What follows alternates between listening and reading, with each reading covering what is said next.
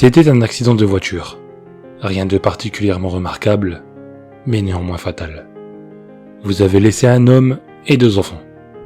Ce fut une mort indolore. Les médecins ont fait de leur mieux pour vous sauver, mais en vain. Votre corps était tellement brisé que c'est mieux ainsi, croyez-moi. Et c'est là que tu m'as rencontré. Qu'est-ce qui s'est passé? Où suis-je?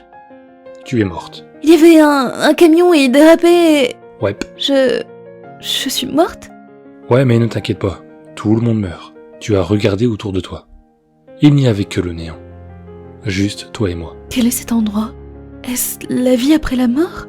Plus ou moins. Êtes-vous Dieu? Ouais, je suis Dieu. Mes enfants, mon mari, est-ce qu'ils vont bien? C'est ce que j'aime voir. Vous venez de mourir, et votre principale préoccupation est pour votre famille. C'est tellement adorable. Tu m'as regardé avec fascination. Pour toi, je ne ressemblais pas à Dieu. Je ressemblais juste à un homme, une figure de vague autorité, plus à un professeur de lycée que le Tout-Puissant. Ne t'inquiète pas, ils vont bien. Tes enfants se souviendront de toi comme parfaite en tout point. Ils n'ont pas eu le temps de te mépriser. Ton homme pleurera à l'extérieur, mais sera secrètement soulagé. Pour être juste, votre mariage s'effondrait. Si tu veux être rassuré, il se sentira très coupable de se sentir soulagé. Oh, qu'est-ce qu'on fait maintenant? Dois-je aller au paradis ou en enfer ou quelque chose comme ça? Ni l'un ni l'autre, tu seras réincarné. Ah, les hindous avaient donc raison.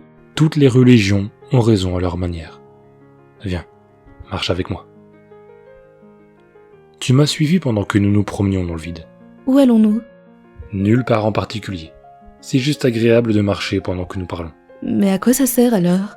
Quand je renaîtrai, je serai juste une ardoise vierge, non? Un bébé. Donc toutes mes expériences et tout ce que j'ai fait dans cette vie n'auront aucune importance. Pas vraiment. Tu as en toi les connaissances et les expériences de toutes tes vies passées. Tu ne te souviens tout simplement pas d'elles en ce moment. J'ai arrêté de marcher et je t'ai pris par les épaules. Ton âme est plus magnifique, plus belle et plus gigantesque que tu ne peux l'imaginer. Un esprit humain ne peut contenir qu'une infraction de ce que tu es. C'est comme enfoncer ton doigt dans un verre d'eau pour voir s'il est chaud ou froid.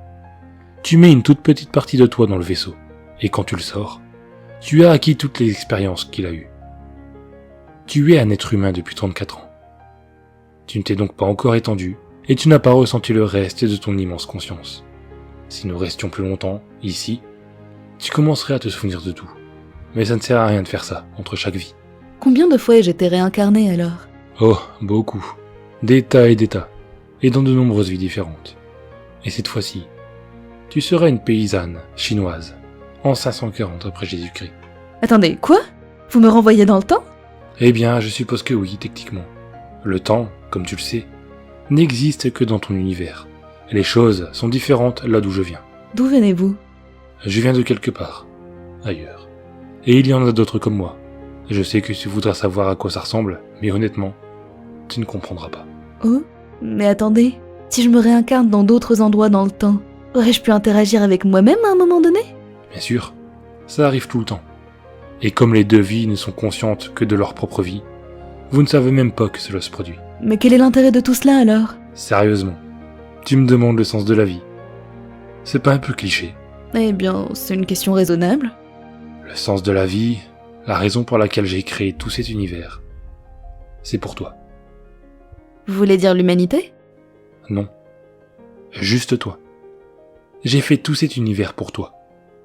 Avec chaque nouvelle vie, tu grandis et mûris, et tu deviens un intellect de plus en plus grand. Juste moi?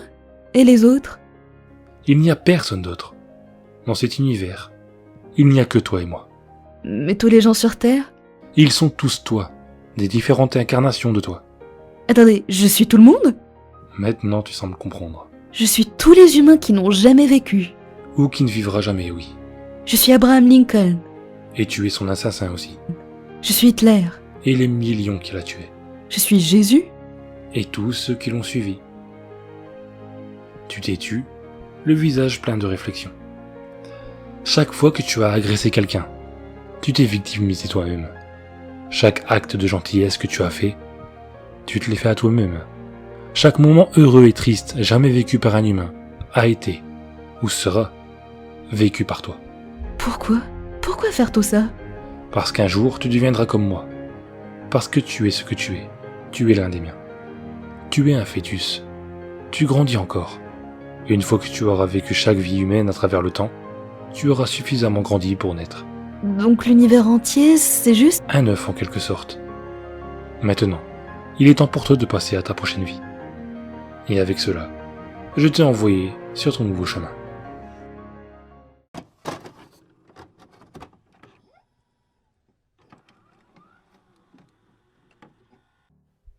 Le docteur Mary Neal de Jackson Hole, dans l'état de New York, était cliniquement morte.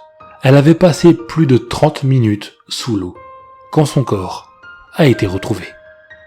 Passionnée de kayak, Mary Neal se réjouissait à l'idée de descendre les rapides chiliens avec l'un de ses amis et un groupe de passionnés. Ils avaient choisi un parcours proposant plusieurs grandes chutes. Après avoir négocié sans difficulté différentes petites chutes, elle a été propulsée vers l'une des plus grandes et des plus difficiles. Malheureusement, un bateau obstruait la voie la plus sûre. Elle a été forcée de changer de chemin et de suivre la partie la plus dangereuse du torrent.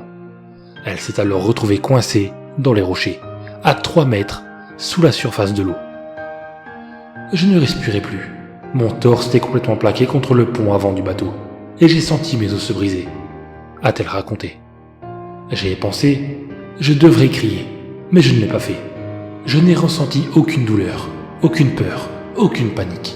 J'avais l'impression d'être plus vivante que jamais. J'ai alors senti mon esprit se détacher de mon corps et monter vers les cieux. J'ai été immédiatement accueilli par un groupe de quelque chose. Je ne sais pas comment les appeler. Personne, être, esprit. Je n'ai reconnu aucun d'entre eux, mais ils avaient été importants dans ma vie d'une manière ou d'une autre, comme un grand-parent décédé avant ma naissance. Ils étaient très heureux de m'accueillir, de me saluer et de m'aimer. Les êtres l'ont conduite sur une voie couverte de centaines de milliers de fleurs explosant de toutes les couleurs de l'univers. C'était un changement absolu dans le temps et la dimension. Je vivais toute l'éternité à chaque seconde, et chaque seconde s'étendait à toute l'éternité. Le chemin menait à une grande structure en forme de dôme. Je crois que j'étais au paradis. J'avais le sentiment irrésistible d'être à la maison. Les membres du groupe de kayak ont passé 15 minutes à essayer désespérément de la secourir, avant de passer en mode de récupération corporelle. L'un des gars a vu mon gilet de sauvetage surgir en aval, et il a pensé que mon mari le voudrait peut-être. Alors qu'il essayait d'attraper le gilet, sa jambe a touché mon corps, et plongeant sous l'eau, il m'a attrapé par le poignet. Mon corps était gonflé et violé, et j'avais les yeux fixes. Il ne faisait aucun doute dans mon esprit que j'étais physiquement morte. Mais j'ai regardé vers l'entrée de la structure en forme de dôme pendant qu'il commençait la CPR, réanimation cardio-respiratoire, et je pouvais toujours les entendre. Alors qu'ils se battaient pour la sauver, ils l'ont supplié de reprendre son souffle. J'étais resté sans oxygène pendant 30 minutes, et la probabilité statistique de ma survie était nulle. Je ne voulais pas redescendre dans mon corps. J'avais la sensation très physique d'être soutenu, réconforté et rassuré, mais les êtres m'ont dit que ce n'était pas mon heure, que j'avais encore du travail sur Terre, et que je devais retourner dans mon corps. Quand j'ai ouvert les yeux, les gars qui m'ont ressuscité ont été stupéfaits. À ce moment-là, je pouvais toujours regarder la rivière, où mon corps était encore immergé dans l'eau. Victime de graves blessures, notamment de multiples fractures, de ligaments déchirés et de poumons saturés, Marie se trouvait perdue au milieu de nulle part. Utilisant un bateau comme civière, les membres du groupe l'ont portée sur une pente raide jusqu'à un chemin de terre. Ils espéraient trouver une voiture ou un tracteur pour l'emmener à l'hôpital, mais par une incroyable coïncidence, ils ont découvert une ambulance garée au sommet de la pente. Une chose qui, selon Marie, était impensable en 99 au Chili et qui reste encore inexplicable de nos jours. Hospitalisée pendant plus d'1 mois, elle a dû subir plusieurs opérations et suivre une très longue rééducation avant de pouvoir marcher à nouveau. Son cerveau avait été privé d'oxygène pendant 30 minutes, mais elle s'est miraculeusement rétablie. Statistiquement, je n'avais aucune chance de survivre sans lésion cérébrale importante, mais je n'ai jamais eu de lésion cérébrale. De par son métier, elle est entourée de personnes qui ne croient pas aux expériences de mort imminente, et elle n'y croyait pas non plus, mais son accident lui a ouvert de nouveaux horizons. Les scientifiques ont tendance à penser que vous ne pouvez pas croire en quoi que ce soit de surnaturel. Quand j'étais à l'école de médecine, Je définissais la mort comme la mort physique. Il y a 20 ans, je suis non seulement morte physiquement, mais je suis restée morte pendant longtemps. Cette expérience a tout changé. Ce que je suis, qui je suis, et ma définition de la mort. Je crois que nous ne savons pas tout. Mary Neal a écrit un livre sur son histoire, et elle a participé à un documentaire, Surviving Death, disponible sur Netflix. Le professeur James Tucker, directeur du département d'études perceptuelles de l'Université de Virginie, étudie la possibilité que quelque chose survive après la mort, depuis 40 ans. Le point de vue général est que rien n'existe d'autre que l'atome physique, et que lorsque le cerveau cesse de fonctionner, la conscience s'arrête, a-t-il expliqué. L'idée qu'un morceau de conscience continue de fonctionner entre en conflit avec ce principe de base. La question de savoir ce qu'il se passe après notre mort intrigue les humains depuis la nuit des temps. Le département de recherche s'intéresse aux médiums, aux gens qui pensent pouvoir communiquer avec les défunts, aux visions des agonisants et aux centaines d'expériences de ceux qui sont à la frontière entre la vie et la mort. D'une manière générale, les témoins racontent qu'ils ont quitté leur corps et regardé ce qui se passait en dessous avant d'être conduits à travers un tunnel. Ils se sont alors retrouvés en présence d'une lumière vive que l'un des contributeurs a décrite comme un câlin d'énergie chaude au cerveau. Bruce Grayson, expert en EMI, a souligné que les similitudes entre les récits étaient aussi frappantes que leurs différences. Il existe des schémas constants dans l'approche de la mort et dans la façon dont l'expérience affecte les gens. Par exemple, des témoins du monde entier ont rapporté que leur sens du temps avait été déformé. Ensuite, il y a le paranormal, comme votre sens ordinaire devenant beaucoup plus vif. Dans tous les cas, dans chaque culture, vous pouvez constater que les croyances ont été profondément modifiées par l'expérience. Le professeur Grayson a également admis que malgré ses longues années de recherche, les EMI restaient encore pour lui un mystère, mais il rejette farouchement l'idée d'hallucinations causées par les médicaments administrés à des patients mourants, ou par un manque d'oxygène dans le cerveau. Plus les gens reçoivent de médicaments, moins ils sont susceptibles d'avoir une EMI, donc les médicaments inhibent plutôt qu'ils n'améliorent l'expérience. Et nous savons grâce à des décennies de recherche que lorsqu'ils souffrent d'un manque d'oxygène, les gens deviennent effrayés, belliqueux et terrifiés par ce qui leur arrive. C'est très différent de l'expérience heureuse et paisible rapportée.